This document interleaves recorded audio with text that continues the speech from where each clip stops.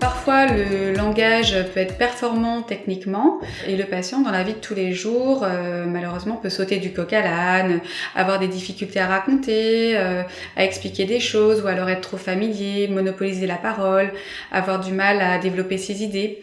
Et souvent, les aidants décrivent des quiproquos, des changements de comportement, des propos incongrus. Gali est un matériel élaboré par Claire Sanson et Héloïse Guillot, qui sont des orthophonistes. Il est destiné à l'évaluation des difficultés que peuvent avoir certains patients en situation de conversation. Les patients victimes de traumatismes crâniens, d'AVC, de tumeurs cérébrales, mais aussi des patients présentant des maladies neurodégénératives débutantes, Alzheimer, démence frontotemporale, aphasie progressive primaire, sclérose en plaques. En fin de compte, ce dont on s'aperçoit, c'est que les troubles conversationnels, qui font partie des atteintes des habiletés sociales, sont bien plus fréquents qu'on ne le pense. Gali peut également s'adresser donc à des patients aphasiques qui ont bien récupéré, qui se plaignent de difficultés de communication au quotidien. Donc concrètement, on commence par un entretien filmé entre l'orthophoniste et son patient. Ça peut très bien être un entretien entre le patient et une personne de son entourage, c'est même encore mieux. On lance un thème, ça peut être un fait d'actualité, un article de journal, un événement de sa vie. Le tout, c'est d'être le plus naturel possible. Ensuite, on revisionne la vidéo et tout simplement, on répond aux questions de l'interface logicielle.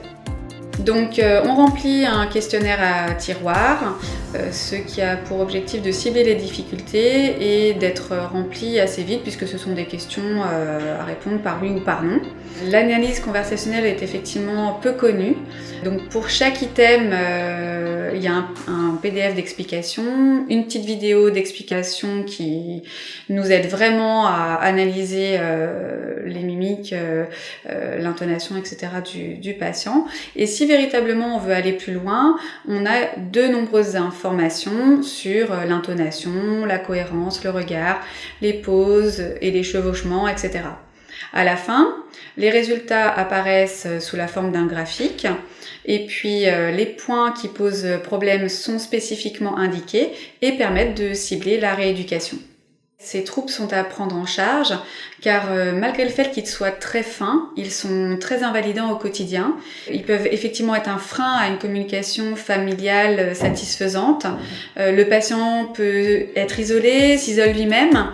Et donc en rééducation, il est véritablement nécessaire d'en faire prendre conscience le patient, mais également son entourage. Chaque point peut ensuite faire l'objet d'une rééducation spécifique.